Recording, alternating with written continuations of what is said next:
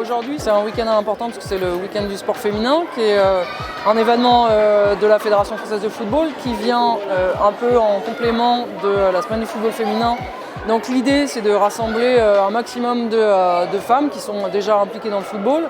Donc on a le rassemblement annuel qu'on a aussi depuis 2011 des internationales, qui est aussi une grande fierté du président Le Gret.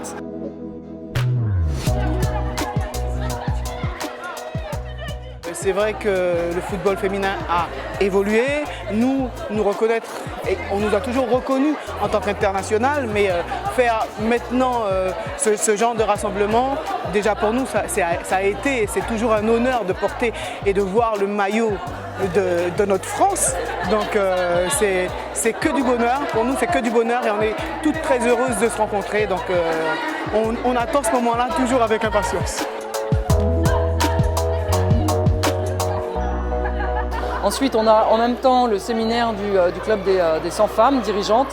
Et là, c'est ô combien aussi très important en ce moment, puisque la ministre des Sports, Roxana Maracineanu, a dit qu'elle allait faire en sorte que la loi de 2014 qui oblige les comités exécutifs des fédérations et les organes décentralisés, en l'occurrence nos ligues et nos districts, d'avoir aussi 25% de femmes dans leur comité de direction. Donc le club des 100 femmes, c'est le réservoir pour justement les prochaines élections. Elles ont été choisies par nos ligues et nos districts, par nos présidents, par nos élus.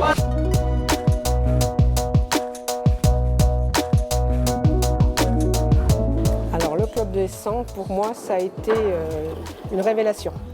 Dans le sens que, d'abord, ça m'a permis de connaître énormément de femmes qui sont vraiment très actives dans le monde du football. Et puis ça m'a permis, grâce à tous les modules, de prendre confiance en moi, d'apprendre à des postures, d'apprendre à parler, à animer. Franchement, je me sens beaucoup mieux dans ma peau depuis que je fais partie de ce groupe. Je pense que ça va nous pousser davantage à faire comprendre à ces jeunes dames qu'elles peuvent accéder à des responsabilités et le club des 100 femmes est un moyen de faire connaître le travail que nous faisons et de leur dire pourquoi vous ne pouvez pas y arriver et on a besoin de femmes dans les instances départementales et surtout régionales.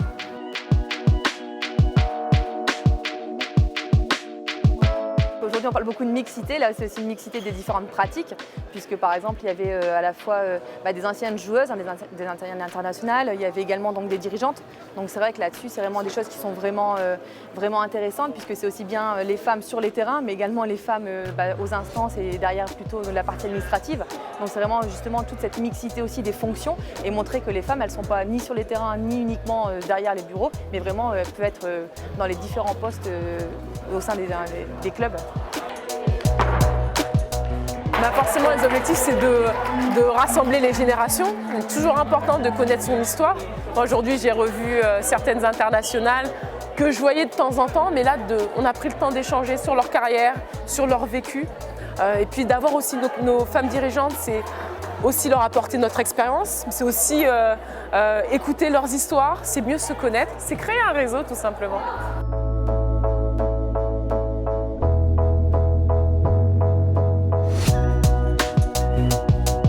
L'idée, c'est bien vraiment de montrer que la mixité est en marche pour notre fédération. On va bientôt franchir la barre des 200 000 licenciés. On est quasiment à 37 000 dirigeantes, plus de 1900 éducatrices aujourd'hui et 1040 arbitres avec le dossier que Laura Georges porte. Voilà, donc il est hyper important ce rendez-vous aujourd'hui.